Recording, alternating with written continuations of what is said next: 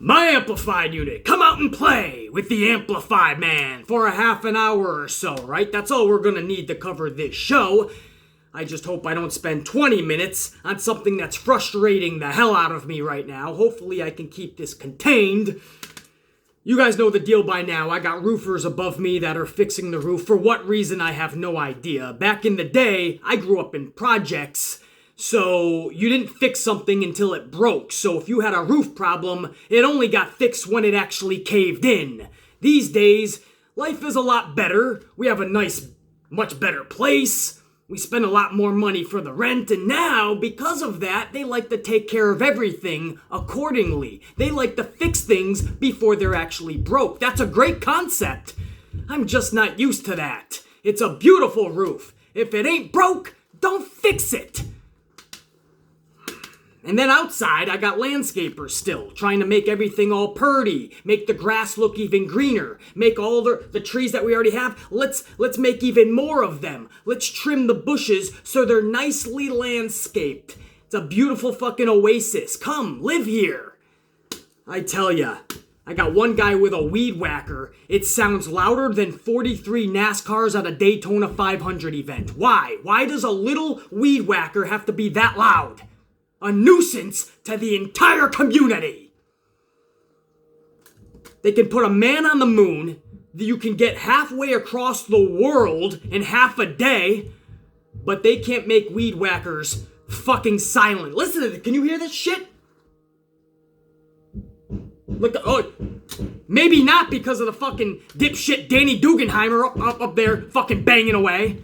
So this is what I'm fucking dealing with. Another reason why I'm going to try to keep this review short so you guys don't got to put up with it. Clearly, I'm sporting the Ronda Rousey shirt once more this week. I felt it was fitting because a lot of you guys, I know you don't like Ronda Rousey. I absolutely adore her. I love her. She's fucking amazing. For her to transfer over to pro wrestling, to get it as quick as she did, to do as good as she did, I want to say thank you on behalf of all the Amplified Unit members, whether every one of them liked and loved you or not. I'm at least saying thank you on our behalf because Ronda Rousey went above and beyond, man. She did not have to work as many days as she did. She didn't. She was offered a much better contract. She said, no, I want to work more dates. I want to learn my craft and own it much better. And that's what she did, man. And, you know, obviously, if she's taking an extended amount of time off, you know, so be it, man. You know what I mean? I think she's earned it for what she gave us this whole past year. And on top of that, she did break her hand, guys. So no matter what, she's taken some time off. So she's willing to break her bones for our entertainment. We can at least say thank you. And again, I'm a Ronda mark anyway, so you're damn right I'm going to say thank you. All right, I got all the BS. The roofers, the landscapers, Ronda Rousey, and something about putting men on the moon and NASCAR. I have no idea where we're going. We're in left field with a hockey stick at this point. We forgot our glove. We're in left field. We got a fucking hockey stick. But let's get back on track. I want to start this review off a little out of order, if you don't mind. Then I'll go back to order, but I want to start off with the Usos and the Hardy Boys, because last night Vince McMahon put on a tag team championship match. That's right, a match that should have been at WrestleMania. The brothers versus the brothers, never before seen. Usos, Hardys, let's find out who the baddest of the bad are, man. You can still say the Hardy Boys consider themselves still prevalent and relevant. Maybe out of their prime, but not past it. Not by much, not by a long shot. And the Usos, easily the best tag team in the world right now. And I give props to people like Sheamus and Cesaro, even though they're stale as fuck. I give props to the Young Bucks. Just because you're not in WWE doesn't mean I'm not going to give you the time of day, man. Young Bucks together as a team flow off each other beautifully. If you don't know who they are, Google their stuff, YouTube them. Their name is the Young Bucks, man, and they're actually pretty damn good, beyond just good. But the Usos are hitting their stride better than any tag team right now. On the microphone and in that ring, they flow off of each other better than I've ever seen any tag team, and I've been watching this shit for 30 years. I've seen Bret Hart and Jim the Anvil. I've seen Marty Jannetty and Shawn Michaels. I've seen Booker T and Stevie Ray. I've seen Hawk and Animal. I've seen them all. And the way the Usos are performing right now today, top notch to the levels I've never seen before. And that's where and why, I should say, both questions will be answered right here. Where and why I say the Usos were done dirty last night on Smackdown Live for Tuesday, April 9th, 2019. They were done dirty. This has nothing to do with the Hardy Boys or shade to them. Please, we're all like a kid in a candy store anytime the Hardy Boys go out there and win championships. That's awesome. The Hardy Boys winning gold at any time, that's awesome for them. We all love the Hardy Boys. I don't think I've ever met somebody that said, I don't like the Hardy Boys. If so, man, I'm not going to say we're going to take your fan card away, but that's probably not somebody I want to have a long wrestling discussion with. Like if I'm at the bar over here in fucking Manhattan and somebody just walks into the bar and sees me just having a beer, you sit down beside me, Amplified Man. What's up, man? I'm Steve. I watch your video. Hey, what's up, man? Hey, man, you got a minute? Can I buy you a beer? Dude, I got fucking an hour and a half to kill before my next meeting. Let's fucking, buy me 3 beers. I'm down. And we start talking pro wrestling, and one of the first things you tell me is, I'm not a big fan of the Hardy Boys. That's probably when I'm gonna look at my phone and go, oops, I actually gotta be somewhere now. They pushed up my, I gotta head out, man. Maybe I'll see you, Steve. Thanks for watching. That's probably not something you want to tell the Amplified Man. We love the Hardy Boys. There's no question. This isn't about them right now. The thumbnail, the title, it all says the Usos were done dirty. Why, BC? Why do you say that? It's the Hardy Boys. That's believable, right? No question. So here's a list of reasons why the Usos were done dirty. A, first and foremost, if you were putting those straps on the Hardy Boys, that's cool. WrestleMania. Can you at least give this epic match the time, the decency, the focus, and the detail that it deserves? Let's get hyped for it. Let's get some excitement. That's a cool match. That's one of the best, if not the best tag team match on paper, and we know they're going to deliver at a big pay-per-view like WrestleMania. That's the best tag team match I can remember in recent history. Usos, Hardy Boys, WrestleMania. They instead had the Usos go out there in their last big title defense in a fatal 4-way schmaz match at WrestleMania. They did not let them drop it at WrestleMania to the Hardy Boys.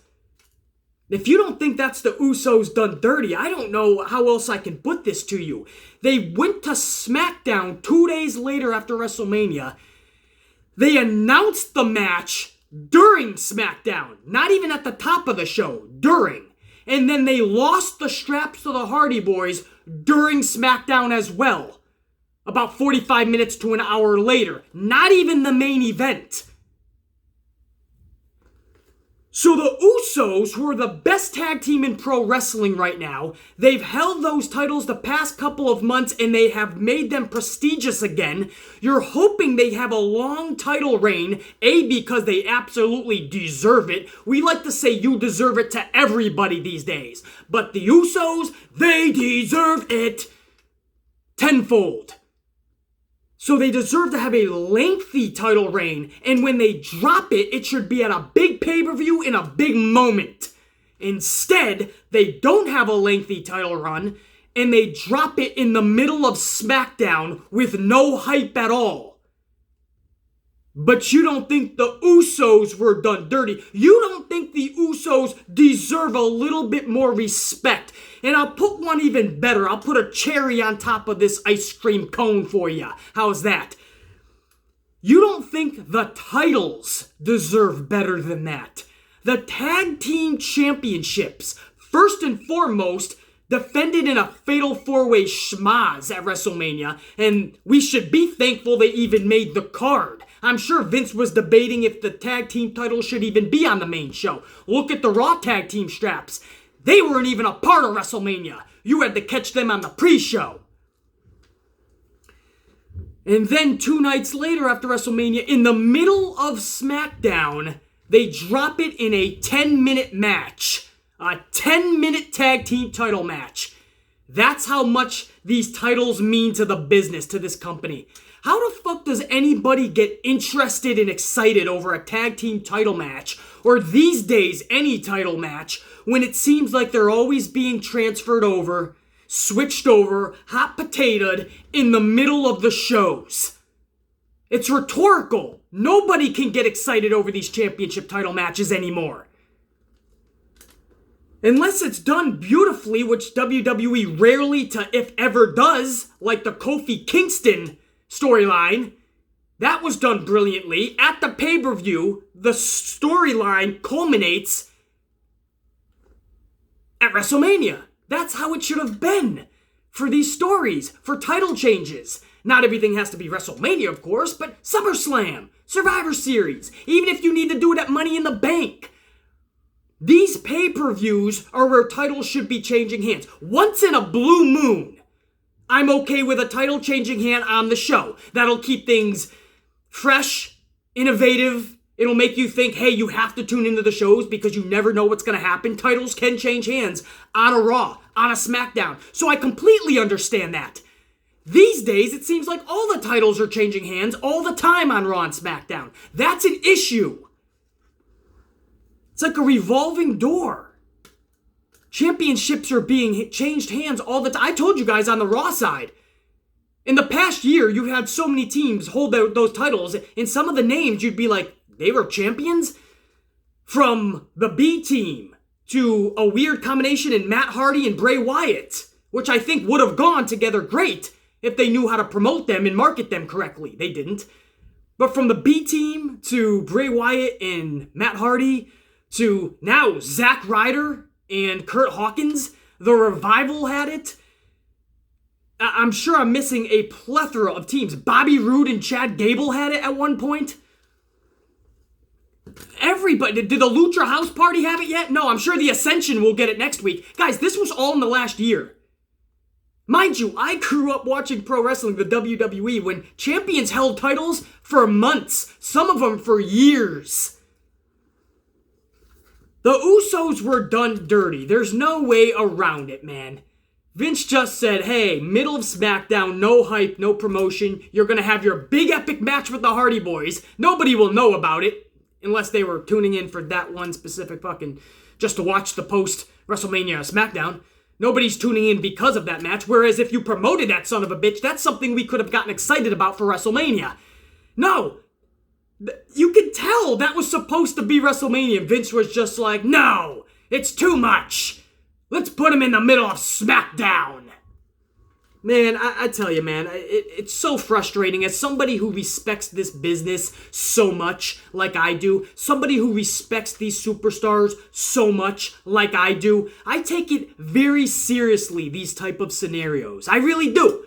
I don't just sit back and go, what can you do? It's the Hardy Boys. They deserve it too, man. It's cool to have them as champions. Yeah, you're right. But I look at all angles, every side of the situation. And I look over at the Usos and I'm thinking, yeah, great for the Hardys. The fucking Usos were done like that? And you say, hey, BC, maybe this will lead to the next pay-per-view, a rematch, and they'll hype it up there. WrestleMania's gone. That should have been at Mania. That's the bottom line. And on top of that, you made them lose to the Hardys in 10 minutes in the middle of SmackDown. So now we gonna wait till the next pay-per-view to have our rematch. And then what? Do we play some hot potato? Do the Usos get it back? And then they have to start over from scratch when they already had a nice title reign going? Usos were done dirty, and that infuriates me. It frustrates me to no fucking end. Not just this situation, but all these calls that WWE does. Charlotte Flair, out of nowhere, having a title match with Asuka a few weeks ago, in the middle of SmackDown again, and she just wins. Because Vince wanted another title on the line at WrestleMania, so we can crown Becky 2 belts. But what about Asuka? Vince is willing to get somebody else some extracurricular activity at the expense of people that shouldn't be used at the expense of others. Hopefully, that long-winded sentence made sense. Some people should not be used as stepping stones for others. That's the truth, that's fact, and I just dropped it. Pen drop. Let's move on. There's other things to go with, and I got fucking people banging above me. I got loud fucking weed whackers outside. I'm fucking getting pissed off. I need coffees. I'm all fucking out of this one. Down that, literally, the whole thing before I started filming. This one's been out since fucking 5 a.m. I planned correctly. I planned this show out as good as Vince McMahon plans his fucking Smackdowns out. Like shit! Guess it could have been worse, like planning a Monday Night Raw out. Anyway, the New Day celebration kicks off SmackDown. This was just a promo. This has nothing to do with a celebration. They just gave some nice words to Kofi. Kofi thanked his kids and his wife, and all of a sudden we got a thank you, Chi-Chi chant, which is his wife. That's why I love pro wrestling fans, man. We'll chant anything. Honestly, I was at the local fucking Wawa the other day. I got my fucking vanilla latte from them. They made it so fucking good. I walk out and I started chanting, thank you, Wawa. Thank you, Wawa. Get up, Anger. You know you love it. Sit down. So anyway, they started chanting Chi-Chi, thank you, or thank you, Chi-Chi, I think it was. I loved it, man. So Kofi's wife got a little chant.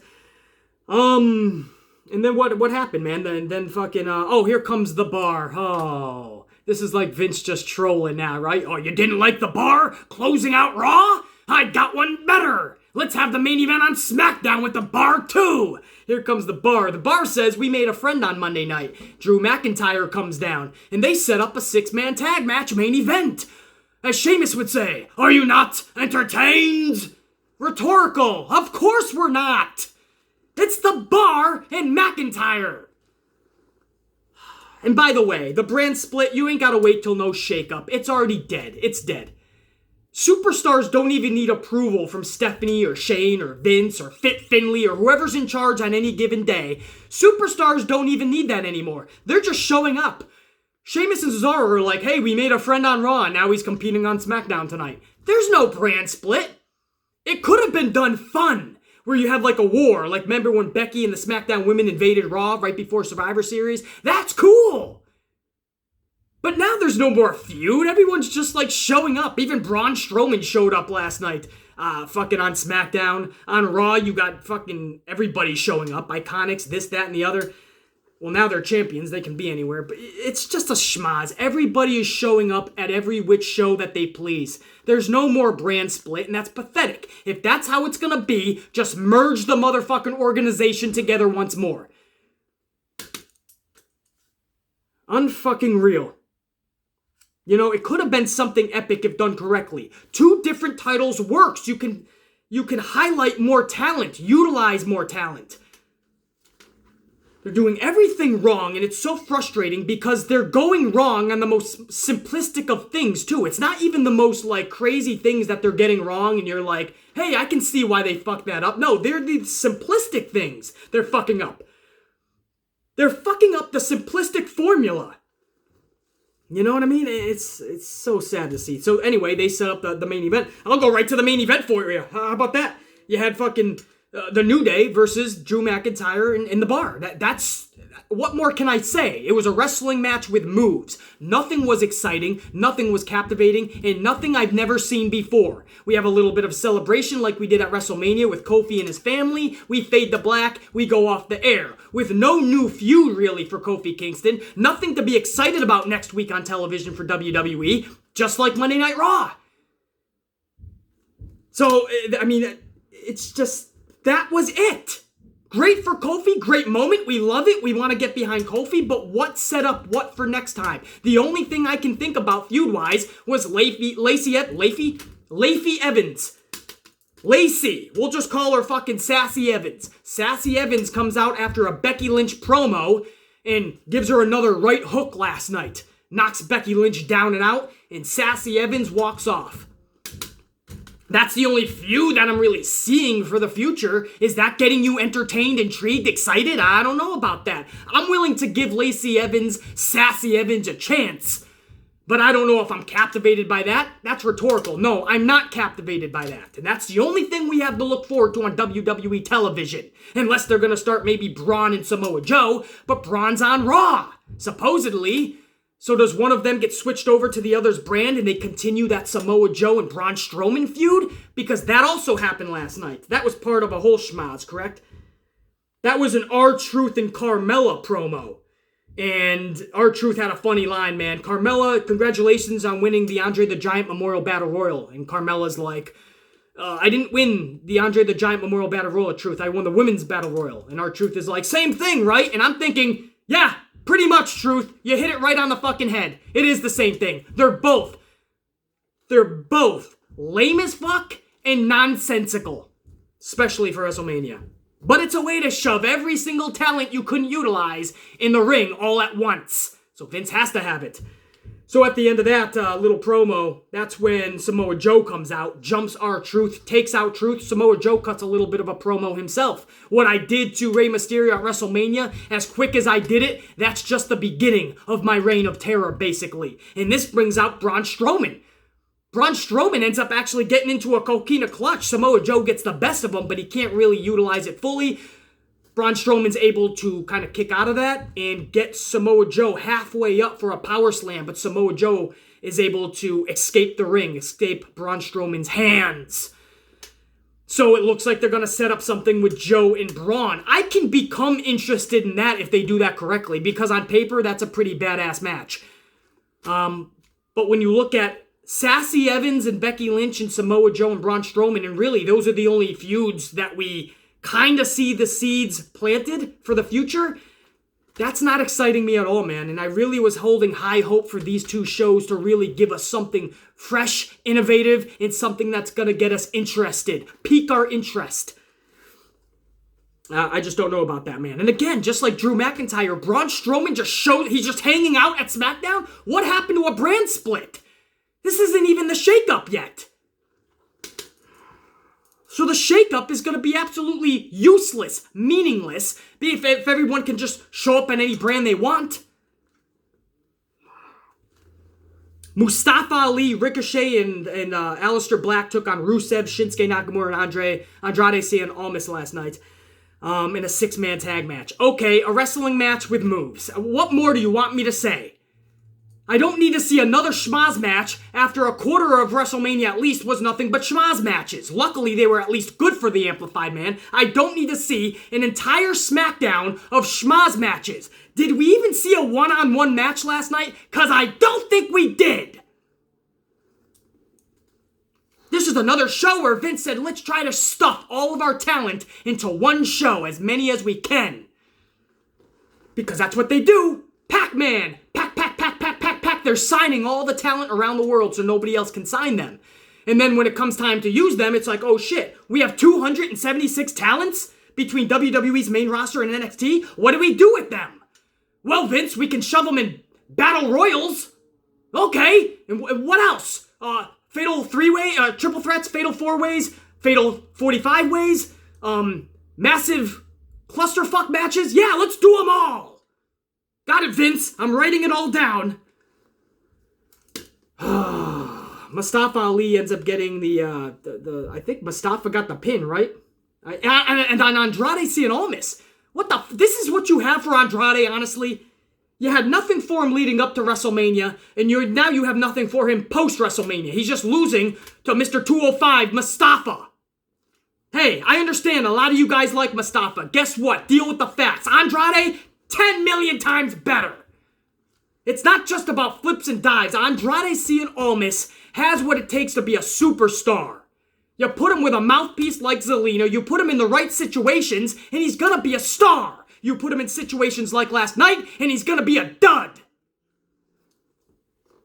After the match, Mustafa's celebrating RKO out of nowhere, and I mean out of nowhere. This thing was fucking awesome, as it usually is. Don't know what this was about. It was just a way to say, hey, remember Randy Orton? He was a part of WrestleMania too. We just want to let you guys remember him for a second, that he was a part of it. That's all that was. Randy Orton starts exiting. He's showing his hands to his eyes because there was a huge light at WrestleMania. Luckily, that was not my section. That could not see AJ Styles versus Orton at WrestleMania, but there was a huge issue with the light, I guess. There was this huge yellow light that like 6 sections were being affected by. So Randy Orton was actually really pissed by that because a lot of people couldn't really see the match. And because of that, on the pay-per-view, I guess at home, it seemed like people weren't interested. And Randy Orton takes that to heart. So he was doing that, kind of mocking the whole light situation from the MetLife Stadium match that he had with AJ Styles at Mania. And then Rusev is in the middle of the ring, and he's poking fun at Mustafa for getting RKO'd. And who the fuck was it?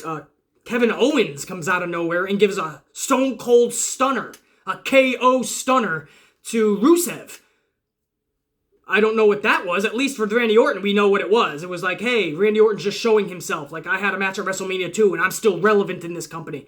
But with Kevin Owens, he didn't even have a match at WrestleMania. He's just coming in and giving is that going to set up a Rusev-Kevin Owens feud? Are you excited for that? Yeah.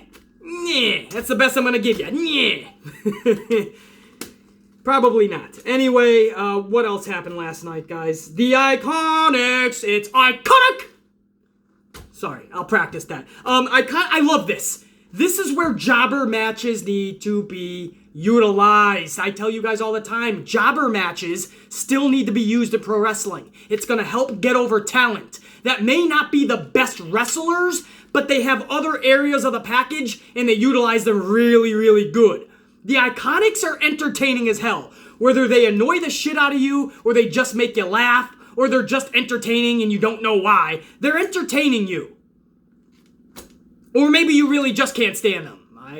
I digress. I don't know what to tell you guys. The Iconics are slowly but surely growing on me, guys. They really are. And I'm loving that they're taking they're like this, there's this nerdiness to them. They're not afraid to be super, ultra nerdy and obnoxious. And it's those things that makes us really gravitate to people sometimes. When they just don't care what other people think. When they're super obnoxious, that's where we usually tend to really like somebody, right? DX were over the top obnoxious. To the point where we actually thought they were cool. We actually started liking them. New Day was so obnoxious, we started being like, I kind of like them. Iconics are so obnoxious, I'm kind of like, fucking A with these two. I kind of like them. But wrestling-wise, have them in there with jobbers because that's going to also utilize their characters much more, not just better, but how they should be being used. They could be much more obnoxious, like the point where they actually said, we scoured Brooklyn and found the best tag team in Brooklyn. And they were like the Brooklyn Bells. Kristen and some shit. I have no idea, man. Krissa, I have no idea. But she called them the best tag team in Brooklyn. It almost looked like a knockoff Sasha Banks and Bayley, and we know they're in some heat lately. We don't know the exact story, so I don't want to comment on it yet. But Sasha and Bayley, there's some shit going on backstage. This was almost like a knock to them. It almost looked like a knockoff bootleg Sasha and Bayley. And the Iconics kind of had their way with them, obviously, because they were two nobodies. And the Iconics end up winning the match against these two jobbers. I love this. It's showcasing what and who the Iconics are, and in a way where it makes you not like them if you're a casual fan. That's not the best tag team. Yeah, try beating somebody who's really good, Iconics. You know, and you want to hate them. But in the end, if you're, a diehard fan, a fan that's been watching for years and years, it's those characters that we actually end up appreciating.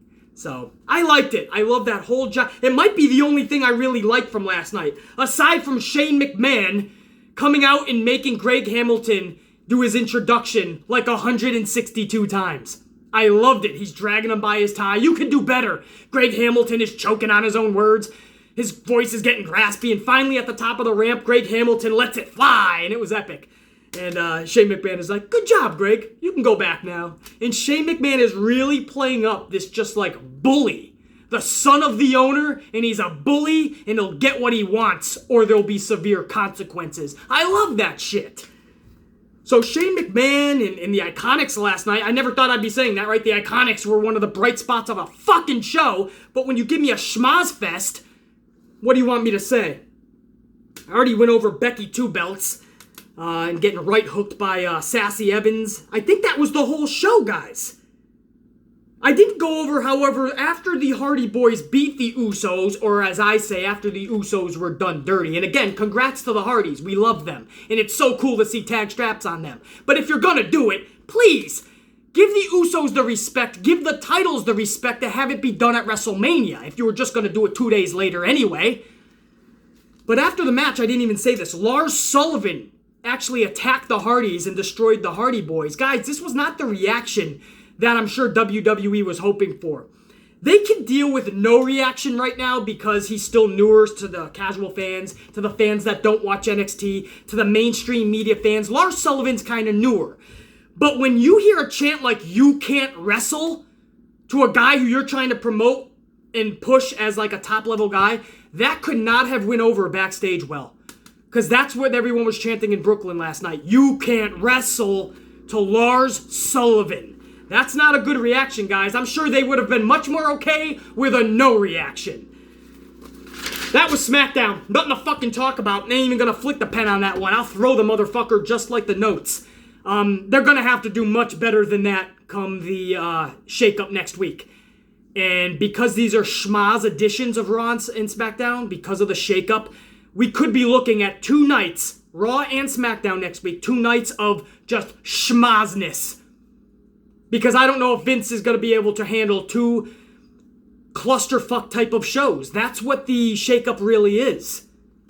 So I don't know what to expect next week. I'm going in with no expectations. I'm hoping for the best, and I'm going to be cringing the whole way, I'm sure. But that ends WrestleMania week, guys, with that SmackDown show. That ends the whole Brooklyn week that was starting back from last Wednesday when everyone started to arrive in Brooklyn in New York City. It is now Wednesday morning. The official WrestleMania week is now over. No matter whether you loved it or thought it was tragic, it's always sad to see it go. And, you got another year until the next one is back. But I want to thank my Amplified unit personally for making this whole entire WrestleMania week absolutely epic, man. Thousands of you guys came out and supported the channel. Thousands of views on every video. And I know it wasn't maybe the same people every video, and that's what makes it even more special, man, is that, like, a lot of you guys took the time to make the Amplified Man a part of your WrestleMania weekend, whether it was one video or all the videos. I thank you guys so much, man. It was a successful week for the channel. And for the professional wrestling industry, not just WWE, I hope everybody had a successful week, man, because it's a week where we all come together and try to have as much fun as we can and raise some hell. And I think we did that. Much love and respect. And until next year's WrestleMania, we'll do it even bigger, even better than ever, and even bolder than ever. I promise you. That's what we'll do on this channel anyway. Much love and respect, guys. I'll see you guys maybe later this week with an impromptu video. Definitely this weekend for the podcast. I believe we're going to number 14 already on the podcast. So I'll see you guys later this week. For now, much love and respect. Mitch Jr. says check you later. Anger, check you later. And the Amplified Man says check you later.